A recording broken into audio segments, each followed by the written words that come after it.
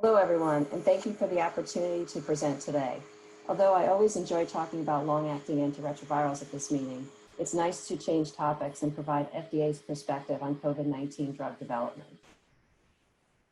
I have no financial disclosures.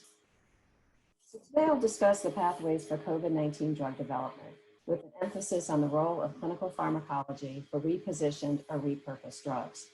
In the literature or media, repositioned or repurposed drugs are either approved drugs for another indication and are now being evaluated for COVID-19, or they're investigational drugs under development for another indication. In this case, some existing data from early trials regarding safety can support the use in various COVID populations. I will also briefly talk about considerations for monoclonal antibody development and design and safety considerations for COVID-19 clinical trials. For a new molecular entity, or NME, the traditional drug development pathway begins with discovery, non-clinical testing and research, which can take 3 to 6 years. And this is followed by clinical research and development, which takes another 2 to 10 years, followed by post-marketing surveillance. During a pandemic for a new disease, the pathways to drug development may look different. They're often accelerated, and some phases of clinical research are combined versus having separate phase 1, phase 2, and phase 3 drug development with traditional drug development timelines. So here are some possible timelines for COVID drug development. A short-term development timeline may be months for repositioned or repurposed approved drugs or investigational drugs in development for another indication. Examples of this is remdesivir, which was originally developed for Ebola, or an IL-6 inhibitor, tocilizumab, which is approved for rheumatoid arthritis. Midterm drug development timelines could be for vaccines, which can take months to years to develop. And for longer term development timelines could take years for the discovery of a new mechanism of action or novel drug. However, in the advent of monoclonal antibodies for COVID-19 development, these novel products are currently being recruited in the US and other countries in clinical trials. So they took several months to develop instead of several years to discover a new novel drug. Before I go into more specifics, it's important to note the rapid pace of drug development for COVID-19. When this data became available in May of this year by the FDA, we had over 570 programs that were in the planning stages for therapeutics, and over 270 trials were being reviewed by FDA. And these numbers continue to rise from May through September. This slide shows the various potential COVID therapeutics being evaluated and their potential role. These agents are reviewed in multiple different review divisions at the Center for Drug Evaluation and Research. For example, some IL-6 inhibitors are reviewed in rheumatology, and other products are reviewed in pulmonary, oncology, and cardiorenal. My comments today will focus on small molecules and monoclonal antibodies whose mechanism of action is an antiviral. I'd also like to point out that convalescent plasma is reviewed in the Center for Biologics Evaluation and Research and will not be discussed today in this talk. So given the rapid pace of drug development, it's important to strategize and prioritize the goals of research to ensure safe and effective products are brought to the public in an expedited manner. One goal is to get the right drug at the right dose to the right person at the right stage of disease.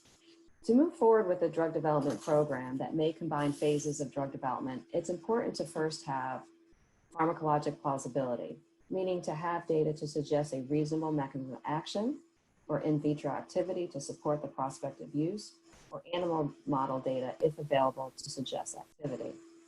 Additionally, a sound rationale is needed. And then you can move into clinical trials to evaluate proof of concept, safety, and then maybe additional dose finding trials are needed before moving into phase 2 and 3 combined trials. And I'll talk more about those shortly. But a key factor in all this is the importance of incorporating PK and PD assessment throughout the development.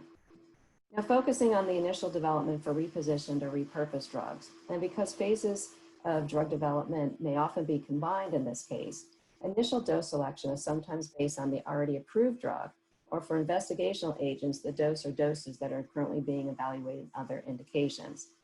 And it's important to note that these may not be specific for COVID with respect to exposures needed for activity. However, the aspects of COVID-19 could complicate the exposure and dose assessment. Specifically, how does the cytokine storm, organ failure, comorbidities such as obesity, diabetes, cardiovascular disease, how could these affect PK and dosing? We need reliable PK and PD data to build models to help address gaps in knowledge, such as dosing in subpopulations and drug interactions. Without PK assessment, we do lose the ability to characterize important exposure response relationships and the ability to discern what exposures matter. We acknowledge the concerns about PK collection due to infection control issues, especially in an outpatient setting. But again, these data are important and critical for the overall evaluation. For repositioned and repurposed drugs, it's important to note that the PK models developed for these other disease areas may not be applicable to COVID, especially for the more severe disease, such as patients in the ICU. We need to develop population PK and other PK-PD models that incorporate data from different sources, such as ICU and dialysis patients. Also, reliable PD data to understand exposure response at the site of infection relative to an EC50 or 90 is also important. However, there are challenges with these PD markers because of the variability in viral load in the upper and lower respiratory tract, and how to reliably assess the relationship between viral load and clinical endpoints is still unknown. Another key factor is drug-drug interactions. And PK is important to determine what exposures are important for these drug interactions and what could potentially be some dose adjustments if needed. It's not possible to have all the drug interactions addressed prior to approval for COVID products, and this isn't even possible in traditional drug development for other diseases such as HIV. We need to be more proactive and leverage what we know about the CYP and transporter pathways about a product and potentially utilize PBPK modeling to help provide recommendations. Something unique about COVID treatment is that treatment is generally less than 2 weeks of dosing versus chronically administered drugs like HIV. And can one get away without providing the concomitant medication during this time, or could staggering dosing help overcome the drug interaction? Now moving to monoclonal antibodies. Monoclonal antibodies are being developed to specifically target COVID-19 and are therefore new molecular entities with a new mechanism of action. These products are quickly entering into platform trials, in which I'll discuss in the next slides. Before a monoclonal antibody can be studied in humans, prerequisite animal data are needed. And it depends on the patient population that's being studied as to how much data are needed before a trial is initiated or how much data needs to be available in parallel with the ongoing trial. These data help us balance potential safety issues such as antibody-dependent enhancement, which could exacerbate disease. Now, these are important to know that these are general recommendations to allow for expedited movement into the clinic. Typically, we have this data and we don't allow data to be in progress before our trial initiation in other disease areas. For hospitalized patients with moderate, severe, or critical disease, what we're asking for now is single-dose pharmacokinetic and toxicokinetic data, safety information, and a relevant species. At the time of the first trial, the repeat dose toxicity studies in animals and the tissue cross-reactivity data need to be in progress but submitted before phase 2. Now, tissue cross-reactivity data identifies the specific and non-specific binding of antibodies or antibody-like proteins in various human or non-human tissues. And it's really the staining pattern and distribution of the staining on the panel of human tissues that helps alert us to potential toxicity towards certain organs. In a non-hospitalized setting with patients with mild disease, the single-dose PK, toxicokinetic, animal safety, and tissue cross-reactivity data are needed. The repeat dose toxicity data in animals would be ongoing and submitted before phase 2. For healthy volunteers, including prevention trials, the tissue cross-reactivity and the repeat dose toxicity animal data are needed. So as you can see, the less sick the population, the more data is needed prior to initiating trials. Also, another consideration is that in phase 1, you can consider studying safety and PK in patients rather than healthy volunteers. In 2017, FDA published in the New England Journal of Medicine this review article about master protocols, which are being used more often today for diseases outside of oncology.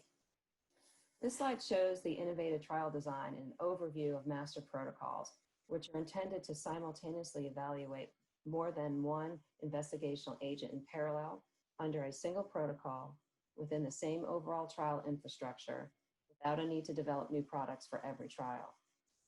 Multiple intervention specific sub-studies or trials share key design components and operational aspects. And this promotes efficient and expedited late-stage drug development. And each specific intervention, sub-study, or trial contains all the elements specific to the interventions being studied, and these trials can run concurrently. So there are several types of master protocols. The umbrella trial studies multiple targeted therapies in the context of a single disease.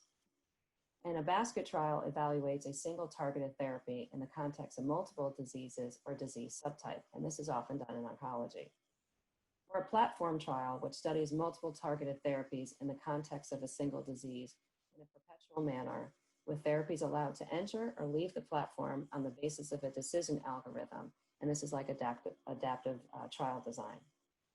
The PREVAIL-2 and PALM trials for Ebola were designed with the ability to evaluate multiple investigational therapies at once. And there are several ongoing master protocols for COVID. ACTIV-1 trial is evaluating immune modulators for moderate to severe disease. ACTIV-2 is an outpatient study evaluating monoclonal antibodies and other therapies. And ACTIV-3 is an inpatient study looking at monoclonal antibodies and other therapies. So there are real advantages to master protocols, such as sharing a common control arm, and is an efficient way to evaluate multiple products concurrently. And also the standard of care can change as needed if newer products are found to be safe and effective. Now, thinking about safety considerations for accelerated development programs, especially for first-in-human trials. So protocols should have various risk mitigation strategies, such as having stringent enrollment criteria. You may start with a small number of subjects or sentinel cohort before dosing group. Also to ensure at-risk healthy volunteers or domicile for assessment of local and systemic reactions. You can stagger dosing between patients for specified intervals. Also, it would be important to have enrollment pauses while the data monitoring committee reviews the safety before large numbers of patients are exposed. And this is especially important when rapid enrollment is expected. Also including stringent stopping rules for individual subjects, for the cohorts and the study as a whole, and also having a data monitoring committee and independent statistician to monitor for safety. In the case of monoclonal antibody development, also be able to assess if the rate of disease is higher in the monoclonal antibody treatment arm compared to standard of care. So in conclusion, drug development in a pandemic is accelerated, but should not compromise the rigorous evaluation of safety and efficacy in randomized controlled trials. We can work together to move efficiently through phases of development, and the use of master and platform trials is an important example. Although I didn't specifically mention this, but I'd like to point out that the FDA does encourage the inclusion of a diverse population in all phases of development. And this inclusion helps to ensure that medical products are safe and effective for everyone. We strongly encourage the enrollment of populations that are most affected by COVID-19, specifically racial and ethnic minorities, and also encouraging enrolling pregnant and lactating individuals, provided that the non-clinical information is available and favorable, and also enrolling pediatric patients. Also want to stress the importance of these PK and PD assessments to utilize, when appropriate, modeling to help fill the knowledge gaps in dose selection, especially for dosing in certain subgroups and drug-drug interactions. And lastly, I'd like to acknowledge Vikram Arya, who helped provide the inspiration for this talk. When I was first asked, it was a little daunting because of a diverse range of topics that people wanted to hear FDA's perspective on, some of which are not all covered in our division, and I appreciate the input that he provided for this talk today. And thank you.